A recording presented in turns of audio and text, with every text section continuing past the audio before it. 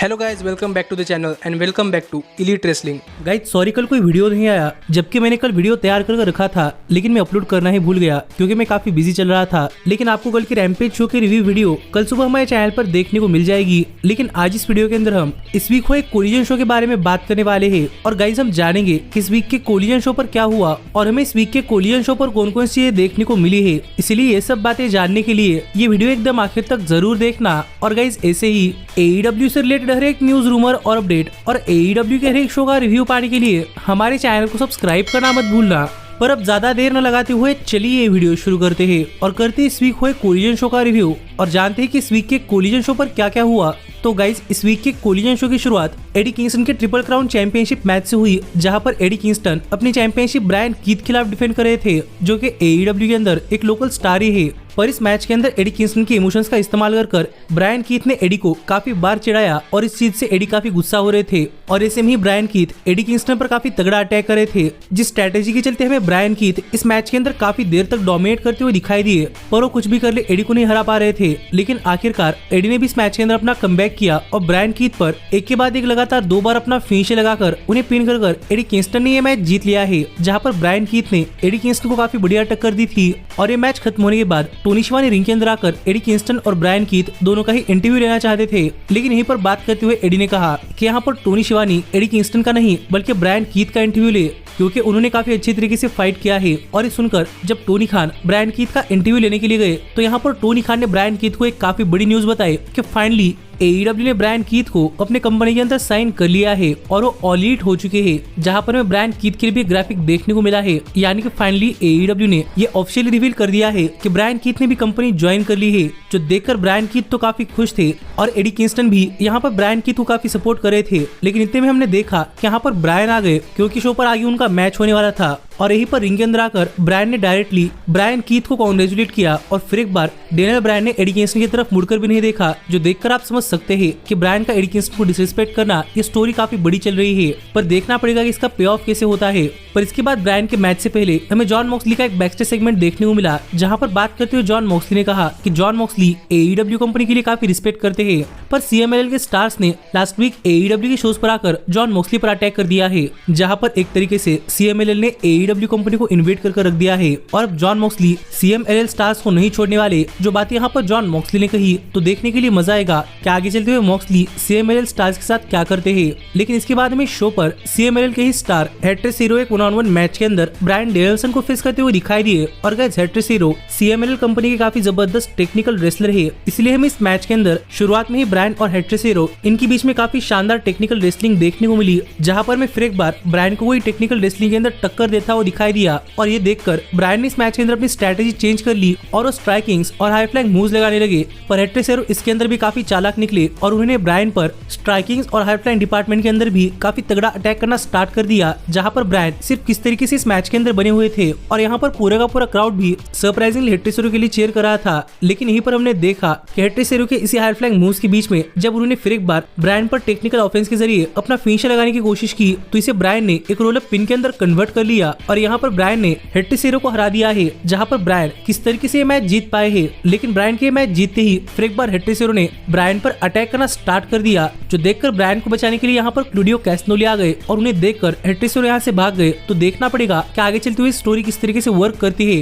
क्योंकि लग रहा है कि CMLL के स्टार्स यहाँ पर ब्लैकपुल कॉम्बैट क्लब के पीछे जा रहे हैं। पर इसके बाद में शो पर लेक्सी बैकस्टेज में डेनियल गार्सिया और FTR का इंटरव्यू लेते हुए दिखाई दी। और यहाँ पर लेक्सी ने डेनियल गार्सिया और FTR से पूछा कि क्या ये ऐसे आगे चलते हुए एक ट्रियो के अंदर काम करने वाले हैं। तो इस पर बात करते हुए गार्सिया और FTR ने कहा कि गार्सिया और FTR ने कभी भी ये डिसाइड नहीं किया था कि ये ट्रियोज के अंदर काम करेंगे, पर इवेंचुअली इनकी टीम काफी जबरदस्त तरीके से वर्क कर रही है, तो क्यों नहीं ये आगे चलते हुए भी ट्रियोज के अंदर काम करेंगे। जो बात यहाँ पर गार्सिया और FTR ने बताई कि उनका इनिशियल प्लान ट्रियो के अंदर काम करना नहीं था, पर ये उनके लिए अच्छी साइड बन रही है, तो ट्रियो के अंदर काम करने के लिए उन्हें कोई प्रॉब्लम नहीं है। लेकिन इसके बाद हमने शो पर देखा कि हमें हुक सरप्राइजिंगली एक 2-on-1 हैंडीकैप मैच के अंदर लोकल टैग टीम यानी कि आउटरनर्स को फेस करते हुए दिखाई दिए। और गाइस लग रहा था कि प्रोबेबली हुक के सामने 2-on-1 कंडीशन काफी मेजर साबित हो सकती है, जहां पर हुक काफी मार खाएंगे। पर मैच की शुरुआत में हुक ने इस मैच के अंदर काफी देर तक डोमिनेट किया, पर आउटरनर्स ने भी हुक पर अच्छे खासे मूव्स लगाए, पर इसका हुक पर कुछ असर नहीं हुआ। और फिर एक बार खड़े होकर हुक ने यहाँ पर आउटरनर्स पर अच्छा खासा अटैक कर दिया और एक को रिंग के बाहर कर दूसरे पर अपना फिनिशर रेड ड्रम स्टंप लगा दिया और यहाँ पर हुक ने सबमिशन के सहारे ये मैच जीत लिया है।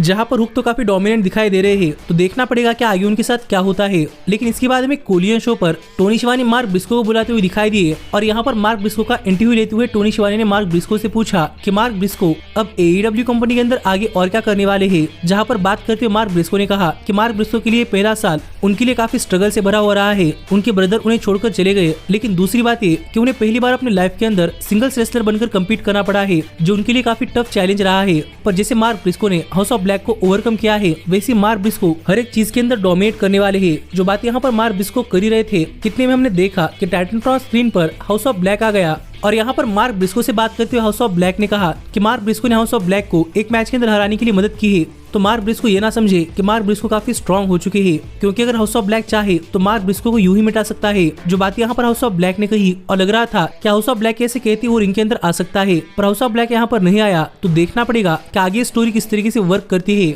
पर इसके बाद हमें शो पर एज के लिए भी एक हाइप वीडियो देखने को मिला, जिसके बाद हमने देखा कि हमें सेरेना डेप एक 1-on-1 मैच के अंदर क्वीन अमेरिटा को फेस करती हुई दिखाई दी। और गाइस फिर एक बार सेरेना डेप ने इस मैच के अंदर अपनी काफी बढ़िया परफॉर्मेंस दी है, जहां पर उन्होंने इस मैच के शुरुआत में ही टेक्निकल रेसलिंग से क्वीन अमेरिटा को काफी सरप्राइज कर दिया था। और यहाँ पर टेक्निकल रेसलिंग के अंदर क्वीन अमेरिटा भी कुछ नहीं कर पा रही थी, लेकिन अमेरिटा ने भी इस मैच के अंदर सेरेना डेप पर अच्छे खासे स्ट्राइक्स लगाकर अपना कमबैक किया और वो भी इस मैच के अंदर अच्छी तरीके से कमबैक कर पाए। लेकिन गाइस फिर एक बार सेरेना डेप के टेक्निकल मूव्स के सामने क्वीन अमेरिटा काफी शॉर्ट आई और आखिरकार सेरेना डेप के सबमिशन पर क्वीन अमेरिटा ने टैप आउट कर दिया, जिससे सेरेना डेप ने फिर एक बार ये मैच जीत लिया है। तो देखना पड़ेगा कि आगे उनकी डायरेक्शन कहां पर जाती है। लेकिन इसके बाद हमें शो पर टोनी शिवानी स्वर स्ट्रिटलैंड का इंटरव्यू लेते हुए दिखाई दिए और यहाँ पर टोनी शिवानी ने स्वर से बात करते हुए पूछा कि स्वर यहाँ पर क्या कहना चाहते हैं। और यहीं पर बात करते हुए स्वर ने कहा कि स्वर यहाँ पर ब्लैक मंथ सेलिब्रेट करने के लिए आए हैं, क्योंकि इस मंथ के अंदर ब्लैक लोगों की काफी बड़ी बड़ी अचीवमेंट को सेलिब्रेट किया जाता है। पर यहीं पर बात करते हुए टोनी शिवानी ने स्वर से पूछा कि स्वर आगे चलते हुए हैंगमैन पेज का किस तरीके से सामना करने वाले हैं, जिस पर गुस्से में बात करते हुए स्वर ने कहा कि स्वर ने पहले भी हैंगमैन पेज को 2 बार हरा दिया है और यहाँ पर हैंगमैन पेज स्वर के आर्च एनिमी बन रहे हैं। लेकिन फिर भी स्वर हैंगमैन को ओवरकम कर समोआ जो से उनकी वर्ल्ड हेवीवेट चैंपियनशिप के लिए फाइट करेंगे, ये स्वर का वादा है। पर स्वर ने यहाँ पर जाते जाते प्रिंस नाना को भी एक वार्निंग दे दी और कहा कि स्वर चाहते हैं कि हैंगमैन पेज के उनके मैच के अंदर कोई इंटरफेरेंसेस ना करे, क्योंकि इस बार स्वर हैंगमैन पेज को 1 एंड डन करना चाहते हैं। तो देखना पड़ेगा कि यहाँ पर स्वर ने प्रिंस नाना को फाइनल वार्निंग दे दी है, तो आगे क्या होता है और स्वर वर्सेस हैंगमैन पेज का रिजल्ट क्या आता है। लेकिन इसके बाद हमें शो पर रेड वेलवेट एक 1-on-1 मैच के अंदर बैटरी वैक्सीन को फेस करती हुई दिखाई दी, जहां पर मुझे लग रहा है कि फिर एक बार ये मैच ब्लैक मंथ को सेलिब्रेट करने के लिए हो रहा था, क्योंकि इस मैच के अंदर भी रेड वेलवेट ने उस लोकल स्टार पर अच्छे खासे मूव्स लगाए और गाइस आखिरकार उस पर अपना फिनिश लगाकर रेड वेलवेट ने ये मैच जीत लिया है। तो देखना पड़ेगा कि आगे उनके साथ क्या होता है। लेकिन इसके बाद हमने फिर एक बार शो पर देखा कि टोनी स्टॉर्म एक बैकस्टेज इंटरव्यू से बात करते हुए कह रही थी कि डियाना पुराजो को लग रहा है कि वो एक काफी बड़ी स्टार है, लेकिन टोनी स्टॉर्म भी फिर एक बार एक्शन के अंदर लोड कर दिखाने वाली है, क्योंकि टोनी स्टॉर्म डियाना पुराजो से बेटर है। जो बात यहाँ पर टोनी स्टॉर्म ने कही, तो देखना पड़ेगा कि आगे चलते हुए टोनी स्टॉर्म का मैच किसके खिलाफ होता है।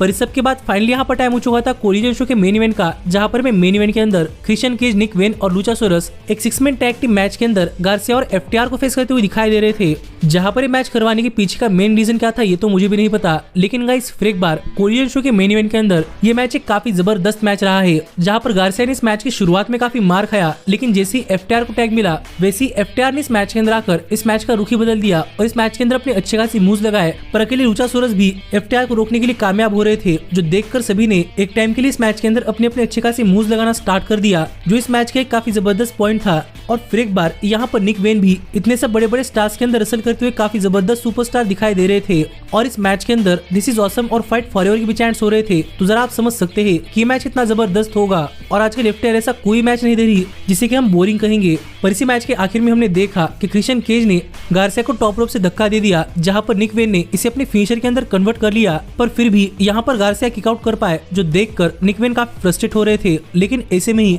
FTR ने लुचासोरस और क्रिश्चियन केज दोनों को रिंग के बाहर कर दिया और guys out of nowhere ring के अंदर गार्सिया ने निक वेन पर एक रोल अप पिन कर दिया, जहां पर गार्सिया ने अपने टीम के लिए ये मैच जीत लिया है, जो देखकर यहाँ पर क्रिश्चियन केज काफी शॉक हो चुके थे। तो देखने के लिए मजा आएगा कि आगे चलते हुए क्या हमें इनके बीच में एक और कोई स्टोरी देखने को मिलती है या नहीं। पर इस तरीके से इस वीक का कोलिजन शो ऑफ एयर गया, जो शो मुझे तो काफी पसंद आया है। और गाइज आप भी मुझे कमेंट कर बताइए कि शो पर आपका क्या कहना है। लेकिन गाइज जाते जाते मैं आपको फिर एक बार एक काफी इंटरेस्टिंग अपडेट बताना चाहूंगा, जो कि रॉब वैन डैम से रिलेटेड है। और आपको तो पता ही होगा, लास्ट डायनामाइट शो पर हमें रॉब वैन डैम AEW के अंदर आते हुए दिखाई दिए थे, जहां पर उन्होंने स्वर्ग के खिलाफ एक काफी शानदार मैच दिया। लेकिन गाइज ऐसे में ही RVD को लेकर ऐसी अपडेट सामने आ रही है कि पॉसिबली AEW ने रॉब वैन डैम को अपने कंपनी के अंदर साइन कर लिया है, जो हाल फिलहाल में तो सिर्फ अपडेट है, लेकिन AEW की तरफ से कोई अनाउंसमेंट नहीं। तो देखना पड़ेगा कि क्या ये अपडेट एकदम सच है, और अगर ये सच है तो AEW RVD की साइनिंग कब रिवील करती है। लेकिन आप मुझे कमेंट कर बताइए कि इस पर आपका क्या कहना है। पर गाइज मेरे हिसाब से AEW की ये मूव एक काफी जबरदस्त मूव साबित हो सकती है, और देखना पड़ेगा कि AEW ज्वाइन करने के बाद RVD आगे क्या क्या करते हैं।